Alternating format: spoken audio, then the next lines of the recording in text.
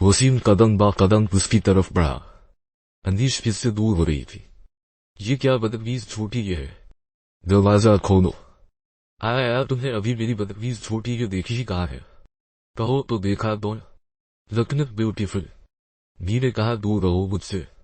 वसीम आंखों में शैतानी और चेहरे पर देवल मुस्कुराहट लिए अनीश से कुछ फासले पर जा खड़ा हवा। वैसे मानना पड़ेगा, हो तुम कमाल की लड़की। देखो तो तुम पर चली पाउडर भी फदा हो गया है।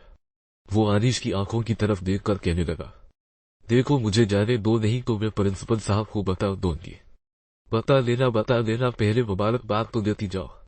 वो अनीश की तरफ बढ़ा और उसके बाल छूते हुए बोला, घटिया इंसान, तुमने मुझे हाथ कैसे लगाया?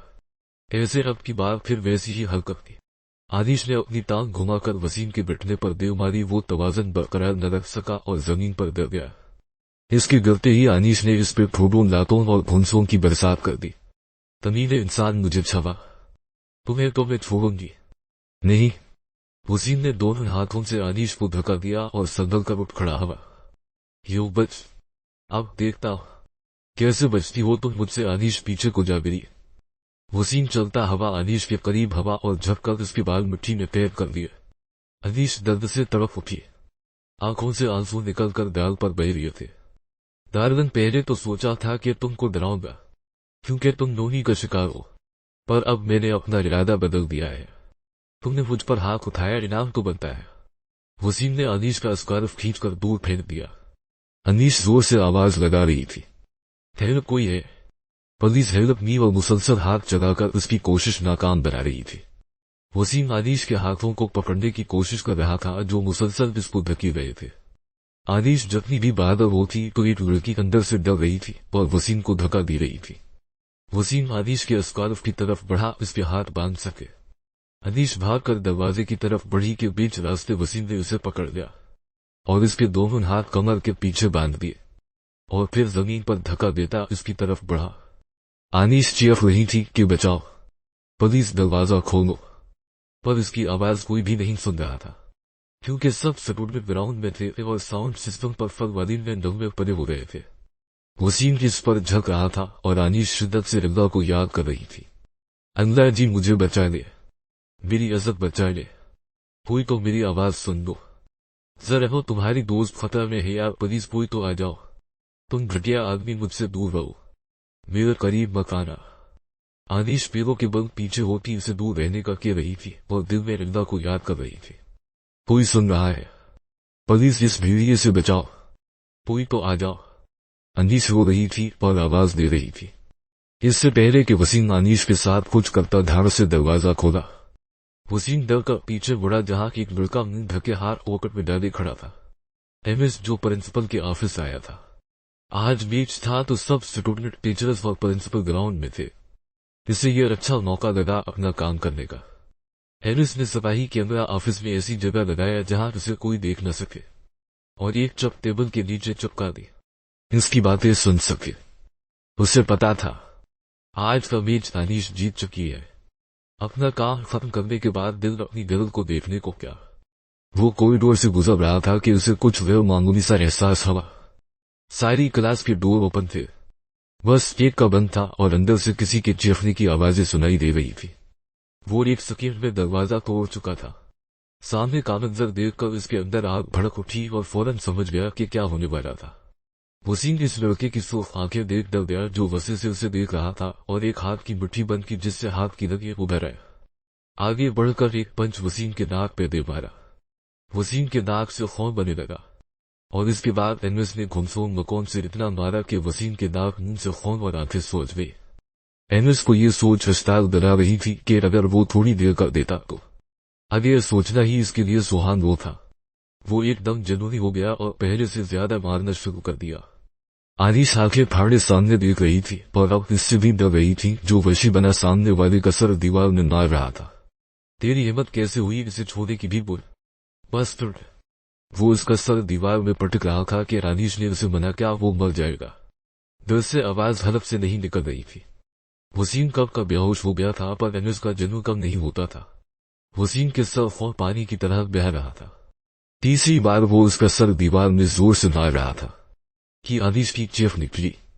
वो उसको वह भयानक अनीश की तरफ बढ़ा, जिसकी आंखें फटने की हद तक खोली थीं और वो हनका हनका कांप रही थी। एमिस ने आगे बढ़कर उसके हाथ खोले और उसे सीने में भेज गया। अनीश को कुछ होश नहीं था। उसकी नजर वसीम की तरफ थी, जो खून में लथपथ पड़ा था या मर गया था। एमिस अनीश को सीने से लगाए दीवाना बार उसके सर पे रख रहा था। तुम ठीक हो? अनीश, जिसके हवास बहाल हुए, उसको धक्का देकर दूर हुए। एमिस को परताव आया कि अनीश के सामने उसे नहीं मारना था। उसे अनीश का खुद से दूर धकेलना कतई पसंद नहीं आया और आगे बढ़कर उसे फिर सीने से लगा गया।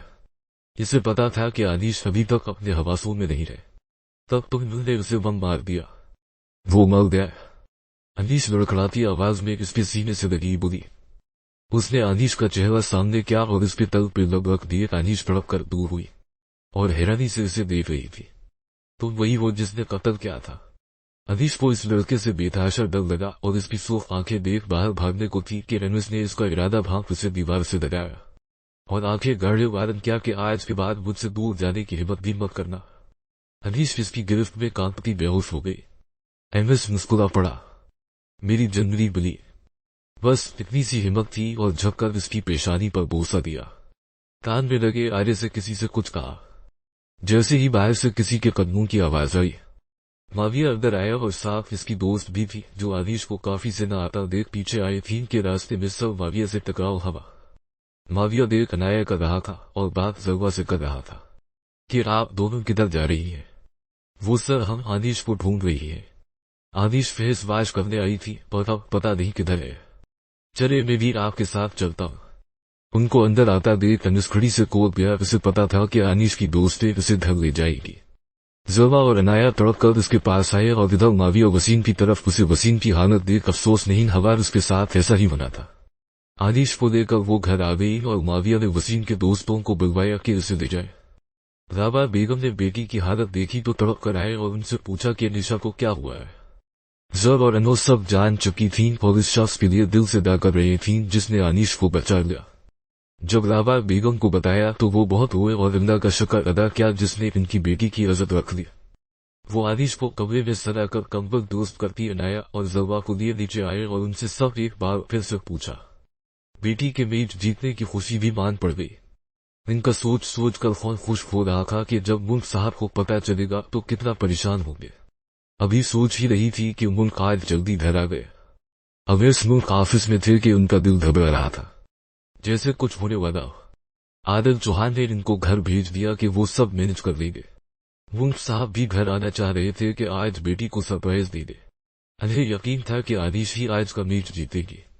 वो जैसे ही अंदर आए तो राबा बेगम को रोता देख परेशान हुए और अनीश की दोस्त उसके पास थी। उन्हें अनीश नजर न आई। राबा बेगम, मुल्क साहब क्या हुआ? आप वो क्यों नहीं है और अनीश किधर है? वो है, बताए और रोना बंद करे। फिर जरवा और अनाया ने उन्हें शुरू से लेकर आखिर तक सब बता दिया। मुल्क साहब सोफे पे बैठ गए। ओराबिला का लाख लाख शुक्र अदा किया और मुलाजिम को बुलाकर फौरन सदका दिया और इस लड़के का पूछा। नहीं अंकल, हमें नहीं पता, हमारे जाने से पहले ही वो चला गया था। मुल्क साहब ने दिल से दा की कि वो इस लड़के को मिलकर शुक्रिया करे और उनकी दा ऊपर सुनी जा चुकी थी। वो अनीश के कमरे आए और उनके माथे पर बोसा दिया। कुछ देर दोनों या बीवी इसके कमरे में बैठे रहे और फिर इसके आराम के ख्याल से कमरे से चले गए। घर पहुंचकर एनवेस ने दीवार में 2-3 मक्के जड़ दिए। इसका गुस्सा किसी सूरत का नहीं हो रहा था। एक्सरसाइज रूम में जाकर पर दौड़ शुरू कर दी और बेतहाशा तेज स्पीड से दौड़ने लगा। कुछ देर बाद पसीना खुश्क किया और वॉशरूम जाकर ठंडे पानी का शावर खोलकर नीचे खड़ा हो गया। अपनी अंदर की आग को बुझा रहा था। माथे से गिरे बालों को पीछे करता अनीश के बारे में सोच रहा था। तुम्हें खबर भी नहीं कि तुम मेरी जिंदगी बन गई हो। आज तुम मेरा जन्म बन गई हो।